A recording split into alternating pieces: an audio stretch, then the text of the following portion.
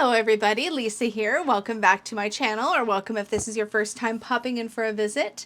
I have my beverage here. Today we are going to be doing a recent deck roundup, and boy, is it a doozy.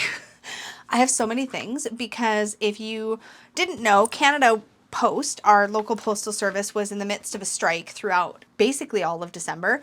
They've just now went back to work and are getting caught up. And as they do, things that I've been waiting for that were mailed to me some time ago are just showing up all at once. So it's been a little bit overwhelming. We're going to go through all of those things today and just talk about it. I'm really excited. But let's start off first with the impulse buy I made after my last recent deck roundup. The Buffy Mini. The Buffy in a tin. Yeah, I just, okay, listen, I had to. I have the big giant mega Buffy. I have the standard Buffy, and I got the tin. I have no full excuse for myself besides to say that this deck has also, the Buffy Tarot in general has also become the deck that I use for my character Kali. Kali is the character I play in Baldur's Gate 3 with Krista and Allie and Dawn on our every other Sunday game called Tabs and Tarot. And we each have like a tarot deck that we use. And I thought it might be fun, maybe, to swap out for the little mini in a tin for the game. I really like this little mini. It is smaller than you would think. So like if you put the cards in the tin, you can see there's quite a bit of space. Like they don't fill up the tin. So if you're expecting a traditional tin-sized deck, this is definitely smaller. And compared to, like, again, the standard Buffy, like, oh my gosh. Like, if you just see how, I mean, sorry, this is the mega, not the standard. Oh my goodness. It's teeny. It's so tiny. And I think it literally calls itself, I could be wrong, but I think it might call itself the tiny Buffy in a tin or something like that. The guidebook is, I find, surprisingly readable for this teeny tiny font. Like, I can do it without my readers, but it's not instantly the most comfortable, but I'm surprised they managed to get as much as they did into this itty bitty little book. So that's super cute. I don't see myself reaching for the book a lot. There is a couple things I just wanted to check because I haven't yet. It's gilded, first of all, and it's not matte like the standard and the mega have this like anti-scratch lamination feel, that sort of buttery, it does tend to clump a little matte cardstock that just is really lovely. The mini, I think it would have been really awkward if that had the same finish. Instead, it has this more slippy, satiny finish. So it's glossy, but it's not like hyper glossy. And then it's got gilding. I cannot riffle anything right now, so I'm not a good test of whether this is actually riffleable, but it does overhand. I don't need to keep it in order. It does overhand really, really nicely. Oh, I was going to keep it in order because I was going to look for a card. That's okay. We'll do that really quick. I was going to check the Three of Pentacles to see if this one has the new artwork, because it had the bad guys, what are they called? The three bad guys originally. And it's been changed out to be the Scooby Gang researching. And I think this little tiny one has the new art. So I just want to check. And also the Eight of Cups, just to see. It's so funny because I know these characters in these scenes, I'm not bothered by how tiny the art is. It's also not the kind of art that's terribly busy, so it's still pretty easy to see, I think, what you're looking at. I haven't mixed them up too much. So what did I say? Three of Pentacles and Eight of Cups. So yeah, so that's the spike card for the Eight of Cups. So it is the new art there. So I expect Pentacles will be the same way. Yeah, there's the Scooby Gang for the Three of Pentacles. So if you were curious, it is the new art in little tin version. Other people have made videos comparing all three of the decks, and that's super fun. But this is one of my favorite shows of all time. It's my comfort show. I'm kind of partway into a rewatch right now, actually. So having a mini for this, I think, is just, again, self-indulgent because I just want it. I just want all the versions. And I had mentioned in my last recent deck roundup, I'm like, should I get the, like, I don't need the mini, but I'll probably get the mini. And then a bunch of people commented on, like, get the mini. So I did. I did what y'all said. So that's where we ended up with that. That one I wasn't waiting for a long time. That one just happened to come in. Okay, so these next two came on recommendation. Tara, who is Cozy Core Craft, I think. And oh my gosh, this deck, she showed this to me and I was like, oh my gosh, I need this in my life. It is so freaking adorable. This is Maybelle Equay's The Little Frog's Guide to Self-Care. This is the stinking cutest thing ever, and it was very inexpensive. I think it was like $18 Canadian, which is like $3 US. I'm joking. It's like probably like $12 US or something. I don't know. But it comes with like a nice little kind of weighty wooden card stand, which is so cute. The book is kind of useless in my opinion, but there is a standalone book that features this art and these kinds of messages. But look at this froggy dude. Like, it's a frog with a mushroom hat and platform high heels. I don't even know what to say. I don't know who dreamed this up. Well, obviously Maybell did, but like, this is the cutest little self-care deck. It's so brave of me to exist. I'm going to be nicer to myself. Look at the high heels. I'm as worthy of my dreams as everyone else. My body works so hard for me. Magic always reveals itself when I'm willing to see it. I'm worthy of safe and healthy relationships. I'm allowed to feel the emotions moving through me, and I'm allowed to let go of them when I am ready. I'll be gentle with myself. My trauma doesn't make me less lovable. I'm going to treat myself the way I would treat my best friend. Oh, I don't always have to be strong. I'm allowed to ask for support. I'm okay with, look at these shoes. I'm okay with who I am. I'm not perfect, but I'm always learning and growing. I am not my past. It's never too late to start over. Like, these are so good. The shoes are everything. My fears do not control me. I'm a work in progress. And it just goes on like that. There's 52 affirmation cards. This, to me, is a really affordable deck that looks to me like it's going to function very similarly to my Heart Align cards that I always talk about being my Linus blanket deck. These feel like the same sort of thing, very comforting, very hand-holdy, such a fun find, and I'm really excited to pull it into my collection. This is printed or published by, who is this published by? This isn't indie, is it? Summersdale Publishers, part of Octopus Publishing Group Limited. I've never seen another deck by Summersdale, I don't think. So pretty great little find there. And then also in the same recommendation, Tara showed me this Tarot Landscapes deck. This wasn't on my radar for some reason, or maybe, I can't remember now. Maybe Danny and I talked about this in Hot Takes, and I just kind of blew it off. But then Tara was showing it to me, and I was like, this is so stinking pretty. It's a very soothing deck to look at, and it just really drew me in. Oh, this is that freaking box in a box. Why? Why do we have a box, then a book, and then a tuck box? Like, it's a lot. It's a lot. I do not need this. Oh, you can tell I've already ripped it. Just trying to get the plastic off and prep for the video. Like, so annoying. If you want to see a full walkthrough, as always, of anything that I show here, I think I'm going to end up ditching this. Let's see what happens if I just put this in the drawer. Like, that's fine. Why did we need the extra tuck box? I guess it's for some people to chuck it in their bags or whatever, but like, it's totally fine. Like this. The only bummer about decks like this that are like a drawer style is most of us, if we're going to store our decks in their boxes, we store it like this, like upright. So let's say you've got it on a shelf and you go to pick it up and it's half sliding out. Like, it's poor planning. I feel like if you're going to do a drawer, do the drawer coming out the top. Like, doesn't that make more sense? Am I alone? Somebody weigh in with me. It's a hot take. I don't think so.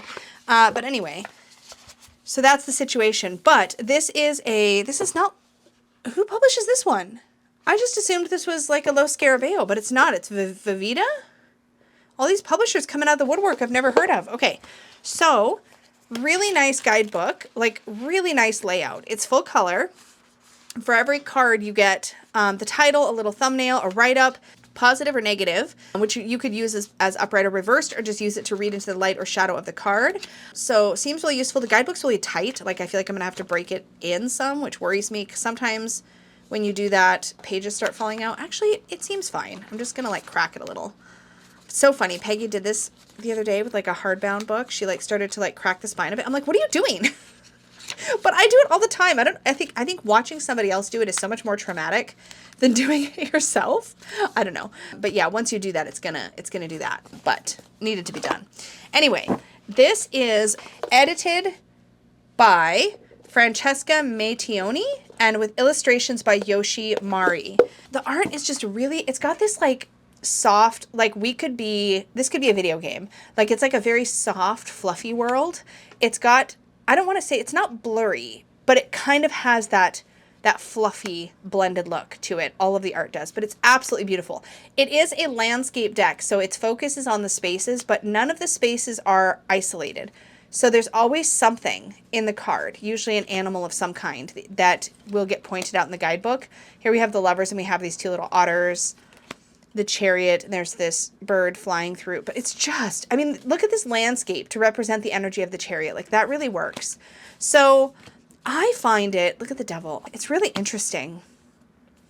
I love this for the Ace of Swords. Oh my gosh. I feel like I could say a lot about this deck. So if you are interested in a walkthrough, definitely let me know, because I would be thrilled to do it. So keep me posted, because I think this would be a really fun one to really just go through and explore. But it feels like a video game I want to play, like a cozy video game I want to play.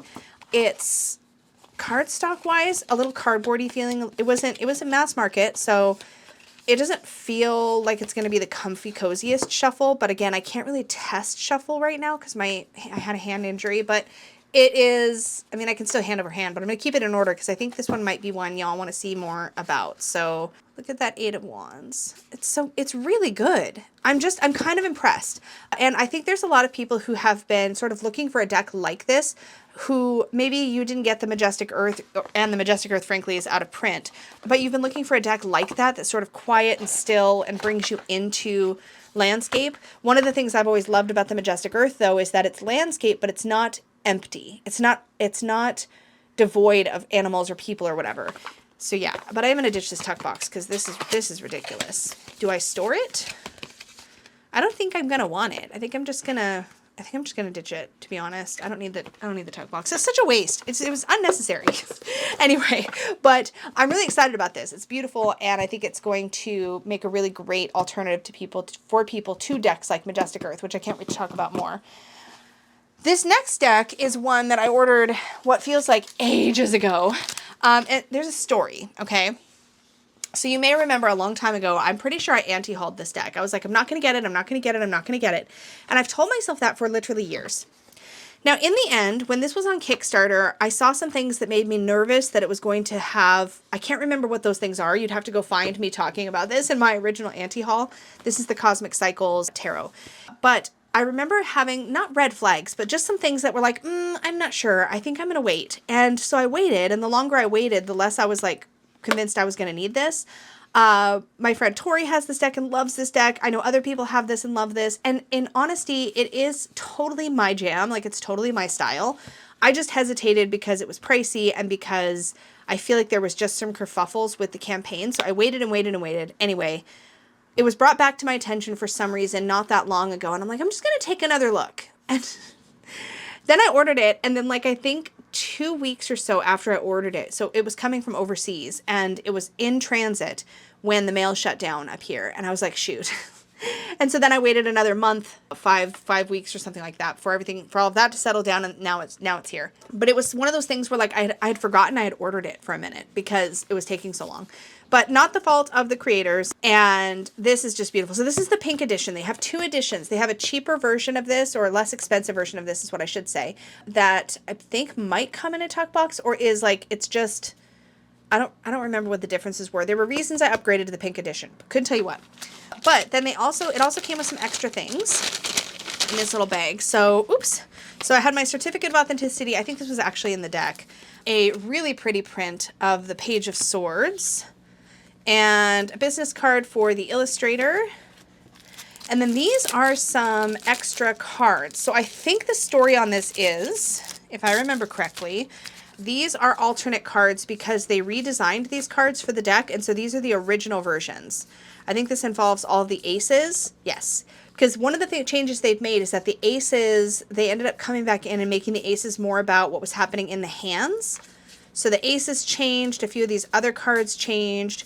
So when we get to those, I'll probably take a look and see which I prefer. Oh, that's an interesting tower. That looks like, are they stacking dominoes?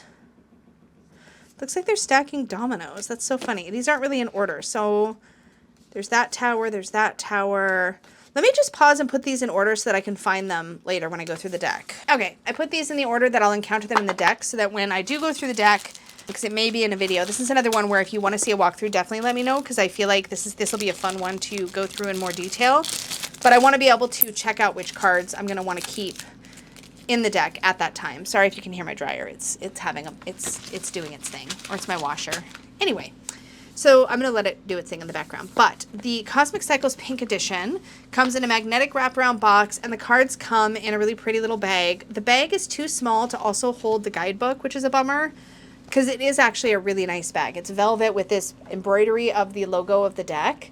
It's got little tassels. It's sort of satin lined. It's really pretty.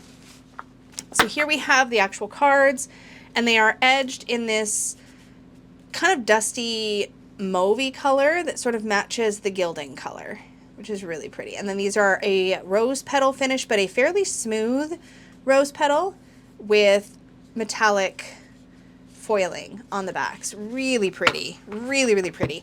And then, of course, we have the guidebook, which is quite a chunker. It doesn't need to be this big. That's my disappointment. The text in this is quite large, which is fine. It will be easy to read and easy to work with, but the entries are pretty short. The font is pretty large. So this whole thing, I feel like, could have been sized down to be deck sized very, very easily. And then it would have all fit, you know, in its bag, and, you know, little production things that I happen to notice. I don't know what to do about the bag, but I actually don't think, I think there's a very good chance I'm not going to feel like I need the guidebook with this deck that much.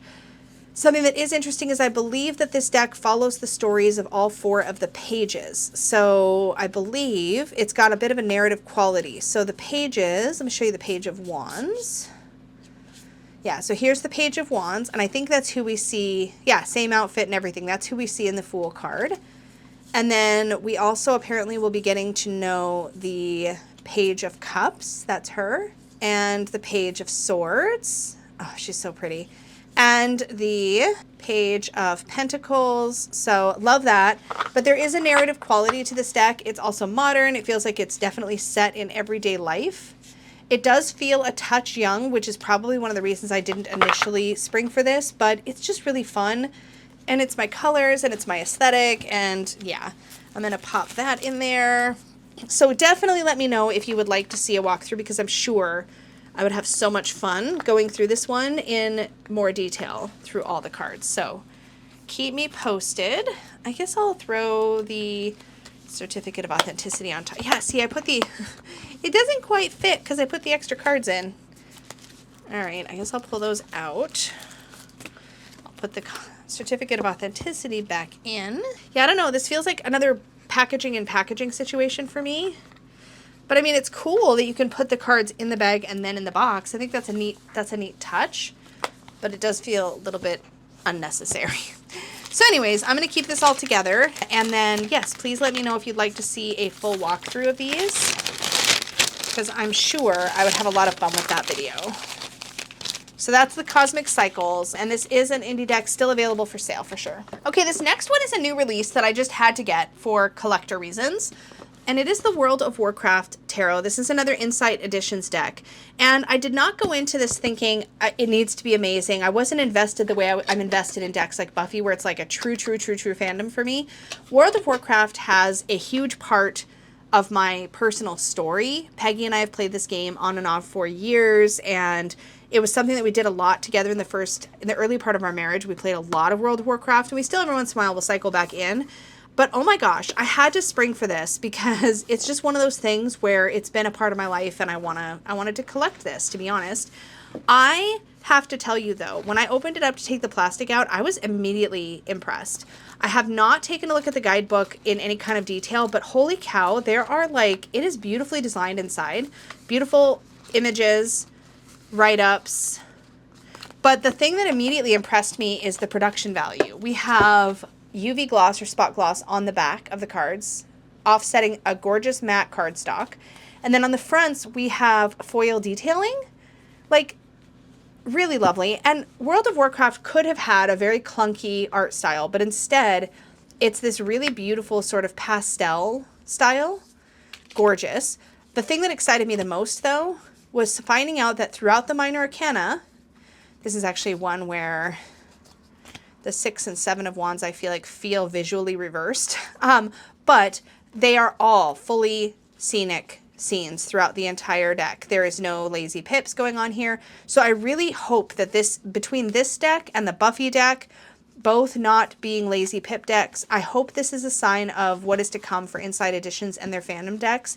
If they're going to continue to make these licensed fandom decks, I hope they continue to make them with this care and attention of really highlighting characters, highlighting scenes, and bringing us into the deck, and not just going for pips because they're easy, you know? I really hope that that continues to be a thing, because, gosh, this is really pretty. This is really pretty. And it doesn't have the harshness I think I was worried we were going to see in a World of Warcraft tarot. This is really pretty. Like, objectively, I think I will enjoy using this deck. I don't know the lore of World of Warcraft really well because it's so complex and it's been a world that's been in existence for so long in the gaming industry. But I do know quite a bit. Enough to, I think, get some extra layers out of this. And a quick glance at the guidebook tells me that we are often told who the characters are, especially through the majors. Maybe the courts? Let's check the courts. Not through the courts, I don't think.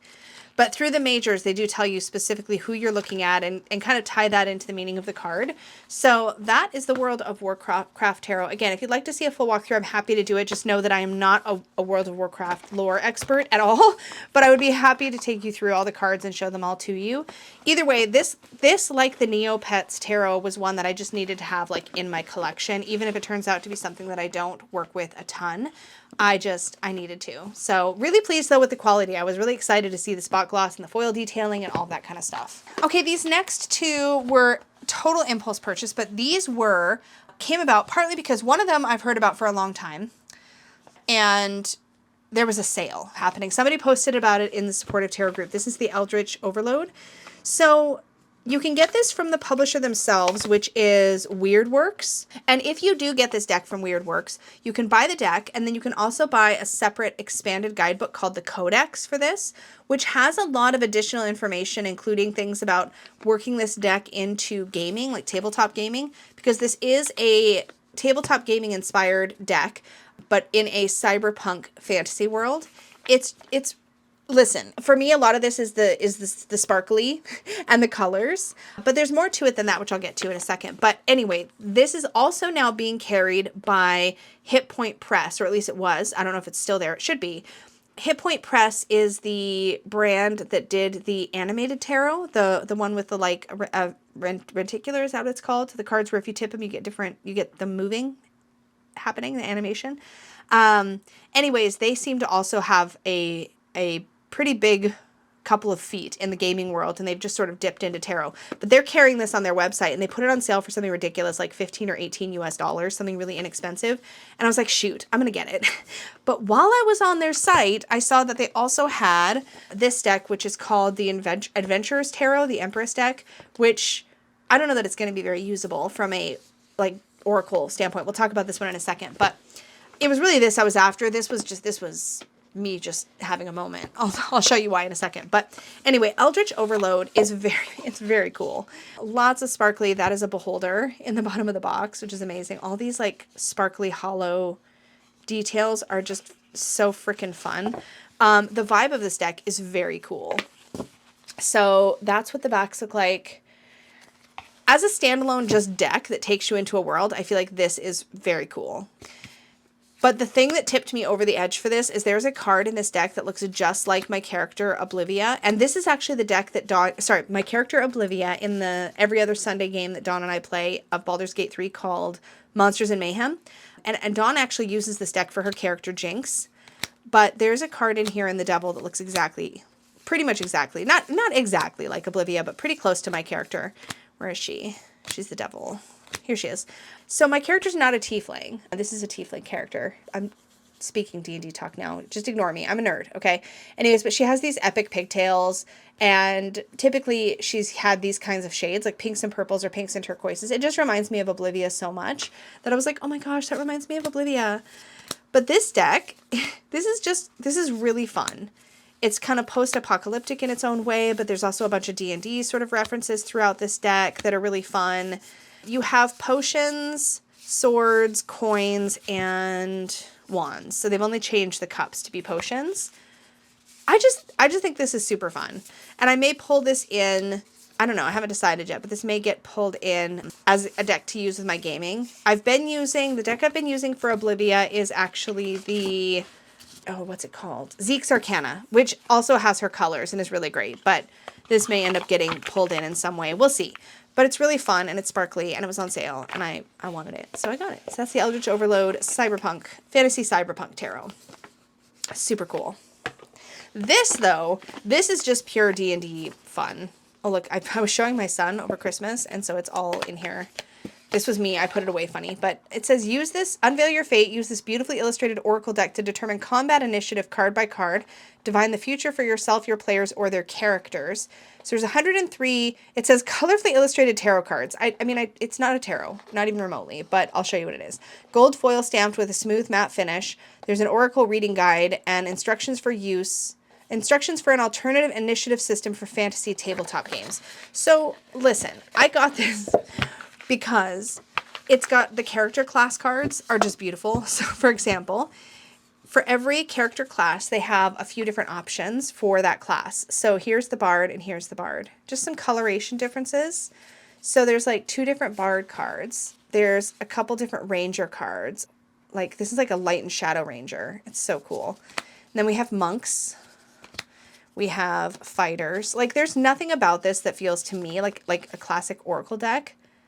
But I thought this might be a really fun cleric. I thought this might be really fun to pair with Eric's True Sight oracle. I just really did. I thought this might make a really good kind of build a bit of a tabletop RPG sort of reading style that incorporates this deck along with the True Sight oracle and who knows what else. But this would also, I feel like, be really fun to use along with the tabletop tarot, which, you know, I mean, I have to admit, just being drawn to all the D&D related things lately, like the more that I play Baldur's Gate, the more, I watch a lot of Critical Role. Here's the wizard cards. So it's like all the classes with alternatives. Here's a warlock. Oh, they're so beautiful. And like the production value of this is lovely. This is what the backs of the cards look like. So it says victory and defeat, all these D&D reference, like all the dice. Like this might even be something I could just use in for the dice casting system, like shuffle and draw and just see what comes up. And then there's these like, it's kind of strange. Then we have these adversary cards. So, and it's like, they're kind of like a minor arcana, I guess. So here we have the adversary, the 2 of adversaries, the 3 of adversaries, the 4, the 5, and the 6. And then it's done. And I'm also not sure what the deal is with the Roman numerals because these all have Roman numeral 12 on them. So I'm not entirely sure how this was put together or what the point was, but it doesn't matter. It's just really pretty. Here we have the Mystic, and again, we have 2. This is 13, card 13. The order of this doesn't even make sense to me. Here we have the Blood Hunter, and that's 14, I guess. And then we have the Artificer for 15. And it's not like it's even corresponding to the Tarot's Major Arcana. Like the 15 would be the Devil, which I feel like that's where you'd put maybe the Warlock or maybe the Adversary. But no. Here we have 16, which, you know, if we were following the Tarot Major Arcana, this would be the Tower. So again, there's no correlation to me to Tarot. And I'm not even sure I'm pretty sure this doesn't even out of the box feel like a very effective Oracle deck. So this falls into the realm of like, got it because it was pretty. So now we have the Familiar. Look at how pretty. And then here we have Beast. Again, we have Beast, the 2 of Beasts, the 3 of Beasts, like the eyes. Oh, it's so pretty. Like the way this was put together. Then we have Dragons, different ones. Again, it only goes up to 6.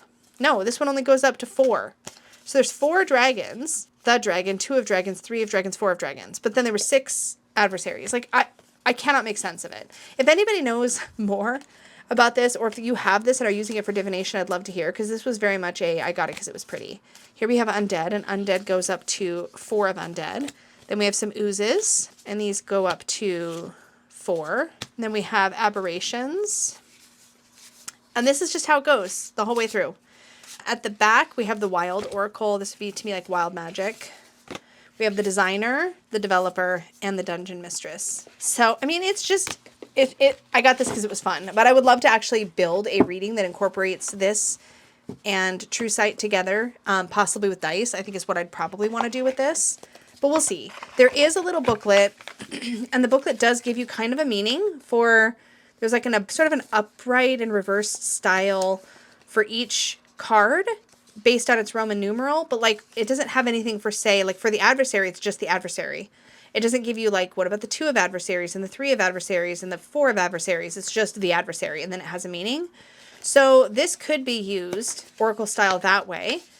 And then there is, like I said, some gaming elements if you are also a gamer where you could pull this in for an initiative situation, which I might need to like learn how that works and then maybe see if that gives me some inspiration for how to use this in a reading. But I just thought this would be really beautiful to cast dice over, and I know that's superficial and I don't even care. But there we go. And since we're on the topic of D&D because of the last few things, I feel like I should also show that I picked up my first ever D&D book. It's the Dungeons & Dragons Player's Handbook. This is the 2024 edition, which I think is their 50th anniversary edition. And, I mean, this is just beautiful.